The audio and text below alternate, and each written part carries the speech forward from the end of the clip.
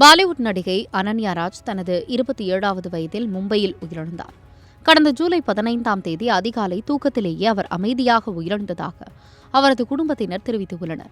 எனினும் அவரது மரணம் குறித்த தகவலை குடும்பத்தினர் ஒரு மாதத்துக்கு பிறகே சமூக வலைதளம் மூலம் பொதுமக்களுக்கு அறிவித்துள்ளனர். அனன்யா ராஜ் கடந்த ஒரு ஆண்டுக்கும் மேலாக உடல் மற்றும் மனரீதியான பாதிப்புகளை எதிர்கொண்டு வந்ததாக குடும்பத்தினர் கூறியுள்ளனர். இந்த சவால்களை எதிர்கொள்ள அவர் துணிச்சலுடன் போராடியதாகவும் அவர்கள் தெரிவித்துள்ளனர். அனன்யா ராஜ் 2016ஆம் ஆண்டு வெளியான 7 Hours to Go, 2017ஆம் ஆண்டு வெளியான த ஃபைனல் எக்ஸிட், 2019ஆம் ஆண்டு வெளியான கோஸ்ட் உள்ளிட்ட திரைப்படங்களில் நடித்துள்ளார்.